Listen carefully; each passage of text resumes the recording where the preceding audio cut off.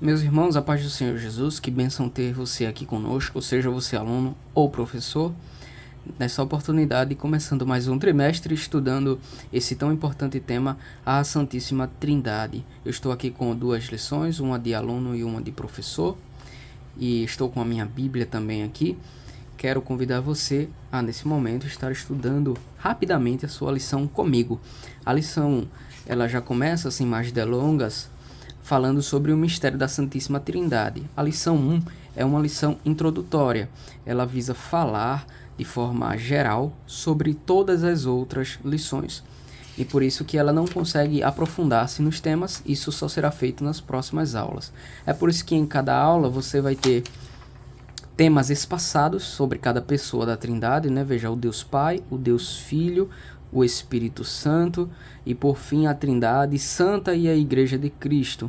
Só na última lição é que é feita essa retomada de forma geral, falando das três pessoas, isto é, a Trindade, mas a primeira lição ela já faz isso, porque ela busca introduzir este tão importante assunto. Veja como é interessante a escolha do tema, o mistério da Santíssima Trindade. Isso já aponta para o fato de que a Trindade, ela não é... você já deve saber que a expressão Trindade ela não está na Bíblia Sagrada, mas nem por isso ela é antibíblica. É apenas uma palavra que explica alguns conceitos bíblicos. Então a gente usa essa palavra para o nosso próprio entendimento. Isso não faz com que a Trindade não exista, né? Apenas a expressão Trindade, ela não aparece na Bíblia. Você já deve saber disso e que isso não atrapalha o nosso entendimento lógico da Bíblia Sagrada, nosso entendimento principalmente espiritual. A expressão Trindade, ela vai falar sobre as três pessoas da Trindade e como elas se relacionam de forma a ser um único Deus. É um pouco complexo esse tema. Na verdade, ele é difícil de entendimento porque nós não estamos acostumados com esse tipo de relação. Mas a expressão mistério, ela vem muito a calhar nesse momento. Acho que você concorda comigo. O mistério da Trindade é também referência ao fato de que, no Antigo Testamento, por exemplo, o Pai se manifestou e, apesar de os judeus conhecerem o Espírito Santo, não tinham o mesmo entendimento do Espírito Santo da forma que nós temos. Isso porque era o Pai, nós vamos estudar isso, quem no Antigo Testamento se manifestava ao povo e falava-lhes de forma a que Yahvé fosse conhecido. Eu sou o que eu sou, Deus disse a Moisés quando ele perguntou o nome daquele que o enviaria, não é? E quando a gente ouve alguém dizendo a gente pensa no sentido egóico, personagem único, não é? Eu sou uma única pessoa, mas a forma da existência de Deus, se é que a gente pode usar essa expressão, a forma do relacionar-se de Deus é muito diferente da forma que a gente entende. Eu vou dar uma prova para você. Quando Paulo ele está falando sobre a Igreja de Cristo, 1 Coríntios capítulo 12, capítulo 13, ele vai falar sobre os dons, a excelência do amor. Ele vai comparar a igreja também com um corpo, e um corpo é um conjunto de muitos membros, e ele chama pessoas diferentes, de diferentes pensamentos, com diferentes essências, almas, pessoas mesmo diferentes, de um corpo. Veja como a expressão uma aí, na verdade, não quer dizer apenas uma pessoa, mas várias pessoas como um corpo só. É aí que vem a ideia de unidade. Veja que quando Deus ele vai falar acerca do homem, ele vai dizer, já no Gênesis, né? Portanto, deixará o varão, o seu pai e a sua mãe, apegar-se à sua mulher, e serão ambos uma carne. Como é que uma pessoa consegue se tornar uma carne com outra pessoa? A gente começou a aceitar isso quando Deus foi ensinando pedagogicamente ao povo a forma de que as coisas com ele funcionam em harmonia, em unidade. Nada em Deus é separado. As coisas em Deus são unidas. É por isso que o pecado ele não encontra parte nem sociabilidade com Deus, assim como as trevas não conseguem encontrar comunhão com a luz, porque são coisas distintas. Então, aquilo que é igual, semelhante, puramente essencial, não é? Deve estar junto. Sejam os bodes ou sejam as ovelhas. Entende que sempre tem essa comparação na Bíblia de que um conjunto de pessoas diante do Deus vivo é chamado de eclesia, não é? Que é a ideia daquele que foi tirado para outro lugar, não é? A igreja é um grande ajuntamento de pessoas e a gente costuma fazer isso no nosso vocabulário, chamar um conjunto de coisas de uma coisa só, é um conjunto, para que a gente possa entender aqueles muito indivíduos de forma geral, unitária, fica mais fácil para o nosso entendimento. Mas Deus, ele aprofunda essas questões. Ele não está falando só de forma a nós assimilarmos como pessoas juntas se tornam um conjunto. Não, não é só isso. Ele está falando de relacionamento tão profundo que uma pessoa, quando se casa com a outra, aos olhos de Deus é como que se fosse uma só, complemento. Bom, isso já faz parte do nosso dia a dia, por isso que a gente se chama de irmãos, nós somos chamados de a noiva do Cordeiro, não é? Mas quando isso chega na essência de Deus, isso é muito mais intrínseco. Veja o que Jesus vai dizer em João capítulo 17, eu vou pedir perdão a você porque eu estou vendo aqui pelo meu celular, que nem você está vendo também, e aí às vezes é um pouco difícil de encontrar porque eu tô com um zoom aqui me atrapalhando a minha percepção, mas eu vou tentar olhar por cima da câmera porque aí fica mais fácil de eu encontrar, tá certo? Veja o que diz João capítulo 17, é a oração de Jesus. Já no finalzinho, Jesus vai dizer assim, ó: Pai, aqueles que me deste, quero que onde eu estiver, também eles estejam comigo, para que vejam a minha glória, que me deste, porque tu me has amado antes da criação do mundo. Pai justo, o mundo não te conheceu, mas eu te conheci, e estes conheceram que tu me enviastes a mim. E eu lhes fiz conhecer o teu nome e lhe o farei conhecer mais, para que o amor com que me tens amado esteja neles, e eu neles esteja. Jesus introduz a teologia, ou a doutrina, se é que a gente pode dizer dessa forma, de que Deus habita no ser humano. Veja que as características divinas, e quero dizer divinas, não estou falando de atributos que são exclusivos de Deus, quero dizer as coisas que ele compartilhou conosco. Deus fez o homem à sua imagem e semelhança. E quando nós, pelo pecado, fomos participantes da corrupção, nós perdemos alguns atributos e a principal característica, que era a ligação com o Senhor. Jesus era aquele que media, não é? Mas ele não media só pelo fato de que ele aproxima, não é? Paulo vai falar sobre isso. Vamos chegar de novo, não é? Como aquele sumo sacerdote que entra diante do lugar santíssimo, né? A imagem daquele, não é, que é o perfeito. Ele está falando lugar santíssimo. Ele é uma imagem do que é o céu, né? E a arca simboliza o trono de Deus. Então, quando o sumo sacerdote entrava lá, é como se ele exclusivamente tivesse uma legitimidade para representar o povo e entrar naquele lugar. Aí ele disse: Jesus criou o caminho. Ele, como sumo sacerdote perfeito, ele entrou além do véu, né? Porque ele era sumo sacerdote, para fazer um sacrifício. Mas não só isso, ele nos abriu a entrada. Ele disse: olha, não vou só sacrificar por você, agora eu quero também que você entre, porque antes só eu tinha acesso, mas agora eu quero que você também tenha. Venha comigo, eu estou te chamando. E quando nós entramos diante do Senhor, nós estamos tendo a comunhão de chegar junto de Deus. Mas aí Jesus, ele vai mais a fundo no versículo. Ele diz: para que eu neles esteja. Veja como nos versículos anteriores ele vai falar muito bem sobre essas questões. Ele vai dizer: eu neles e tu em mim, para que eles sejam perfeitos em unidade. Viu a expressão que a gente está usando aqui? E para que o mundo conheça que tu me enviastes a mim, e que tens amado a eles como me tens amado a mim.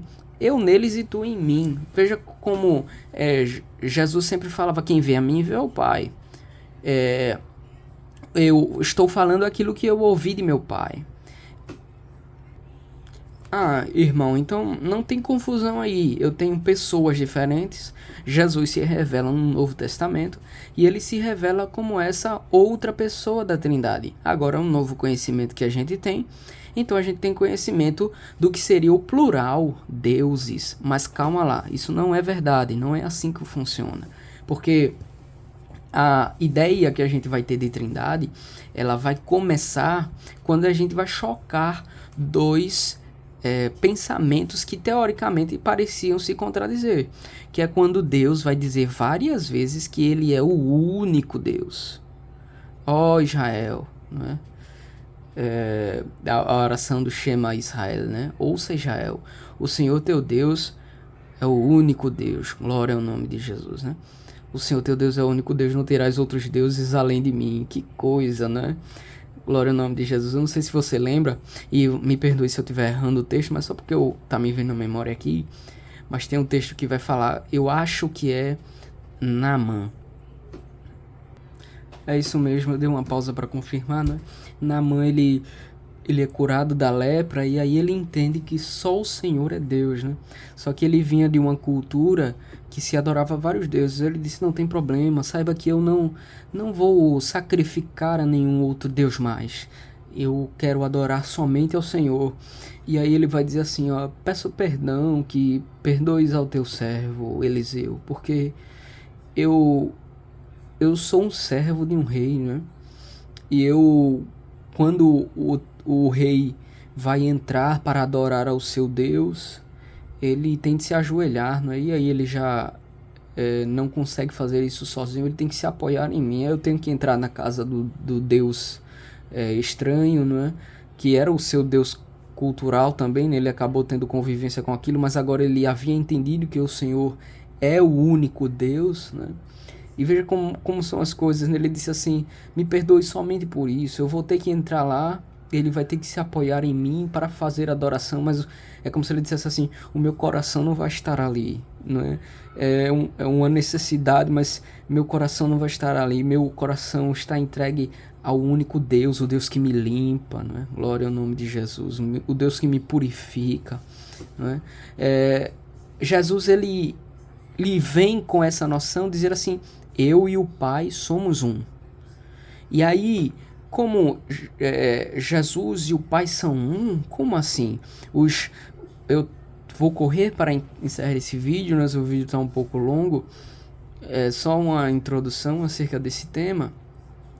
Mas aí, quando Jesus ele vai dizer, eu e o Pai somos um, os fariseus começaram, eu vou colocar essa referência aqui agora, tá certo? Para que você possa estudar. Os fariseus e estudiosos, eles começaram a entender que quando Jesus dizia eu e o Pai somos um, ou eu sou filho de Deus, ou simplesmente quando ele dizia Pai, ele estava se fazendo da mesma natureza. Veja como é as coisas. Não tem como descredibilizar a ideia de que Jesus ele é Deus. João ele deixa muito claro, né? O verbo estava com Deus e ele era Deus. Isso aí não tem discussão. Paulo vai dizer aos filipenses que sendo em forma de Deus não teve por usurpação continuar com aquela glória, né? Ele desfez-se e fez-se servo, né? Fazendo-se semelhante aos homens, né? Mas Deus também o exaltou soberanamente, lhe deu um nome que é sobre todo nome. Paulo fala sobre isso, não tem discussão sobre isso. Mas veja como até os fariseus e os estudiosos da época, eles entenderam isso, porque eles disseram, você blasfema. E Jesus disse, por quê? Porque você se faz semelhante a ele, você se faz como Deus, né? Da mesma natureza, glória ao nome de Jesus. Então, como alguém que é diferente, uma pessoa diferente, porque Jesus está, a lição vai falar sobre isso, você em aula pode fazer essa comparação, eu vou fazer isso, eu sempre gosto de fazer isso, vou até pegar um papel aqui que eu dou aula para jovens, mas a gente utiliza essa lição para você ver como que às vezes fica simples de demonstrar isso, não é? Apesar de Deus ele ser onipresente, ele poder estar em vários lugares, não faz sentido que Deus ele fale dos céus para ele mesmo aqui na terra, enquanto ele em outra forma desce sobre ele mesmo. Isso é o batismo de Jesus nas águas, não é? Como é que Jesus está aqui e ele mesmo fala com ele e ele desce sobre ele enquanto fala sobre ele? Faz sentido para você? Não faz. É lógica básica, tá? Deus se deu a conhecer aos homens na nossa capacidade limitada de entendê-lo, né? Então ele deu um pouco a conhecer-se, por isso que ele se fez cognoscível, não é? Ele fala com o seu filho, este é o meu filho amado. Pessoas diferentes. Veja que coisa. Então, se Deus legitima a Cristo, João testemunhou isso, João estava aqui, testemunhou, aquele sobre quem você vir descer o Espírito, é este, não é? E ele ouviu a voz que dizia, este é o meu filho amado. O texto diz que Jesus disse, não veio essa voz por causa de mim, veio essa voz por causa de vocês. Então, quando Deus estava falando isso, ele estava falando isso em testemunho às outras pessoas. Ele estava argumentando, justificando, legitimando o Senhor. Ele disse, este é o meu filho amado, que me traz satisfação, que traz alegria ao meu rosto. E o Espírito desceu sobre ele. Trindade, pessoas diferentes. Então, este filho amado do Senhor diz, eu e o Pai somos um. Entende? Ele diz, eu e o Pai somos um só. Somos um. É aí a ideia de trindade. Como Deus ele é um, e são três pessoas diferentes. Que Jesus ele vai... Veja como isso não é um teatro. Jesus ele vai ao monte em outros momentos. Ele sai de madrugada. E ele vai orar ao Senhor. Ele vai orar ao Senhor, não é? Faz sentido para você que Jesus sozinho estivesse orando ao Senhor? Ele não estava fazendo... Eu sei que você entende isso, mas o que eu quero dizer é o seguinte, ele não estava simplesmente ensinando uma coisa aos discípulos. Ele fazia isso até sem os discípulos. Ele ia orar. E ele ia orar o quê? Porque orar é falar com Deus. Ele ia falar em particular com o Senhor.